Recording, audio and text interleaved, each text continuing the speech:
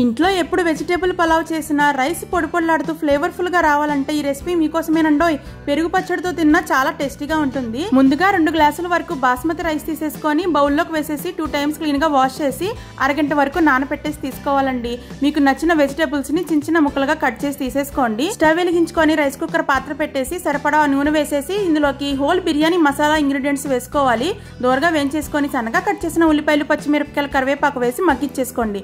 ఇందులోకి వెజిటేబుల్స్ అన్ని వేసేసి ఒకసారి కలిపేసుకోండి. పావు టీ స్పూన్ పసుపు, 1 టీ స్పూన్ ఉప్పు వేసేసి వెజిటేబుల్స్ అన్ని మగ్గాక టొమాటో ముక్కలు, గుప్పెడు పుదీనా కూడా వేసేసి కలిపేసుకోండి. ఇందులోకి 2 టీ స్పూన్ల వరకు ఫ్రెష్ గా నూరుకున్న అల్లం వెల్లుల్లి పేస్ట్ వేసుకొని పచ్చి వాసన పోయేదాకా వేయించేసుకోండి. ఇప్పుడు ఇందులోకి 1 స్పూన్ వరకు ట్రిక్ వారి వెజ్ బిర్యానీ మసాలా వేసుకుంటే బిర్యానీ అంటే పులావ్ కి చాలా ఫ్లేవర్ ని ఇస్తుందండి. వీళ్ళ మసాలా పౌడర్స్ లో ఎటువంటి ప్రిజర్వేటివ్స్, కలర్స్ యూజ్ చేయకుండా నేచురల్ గా హోమ్ మేడ్ పద్ధతుల్లో తయారు చేస్తారండి. 2 గ్లాసుల బాస్మతి రైస్ కి 3 గ్లాసులు నీళ్లు పోసుకొని ఒకసారి కలిపేసుకొని మూత పెట్టేసి ఉడికించుకుంటే గుమగుమలాడే vegetable pulao ready. Trick masala powders మీరు ఆర్డర్ చేసుకోవాలంటే వెబ్సైట్ లింక్ ఇస్తాను. అలాగే వాట్సాప్ నుంచి కూడా డైరెక్ట్ గా ఆర్డర్ చేసేసుకోవచ్చు. స్క్రీన్ మీద నంబర్ ఇస్తున్నాను.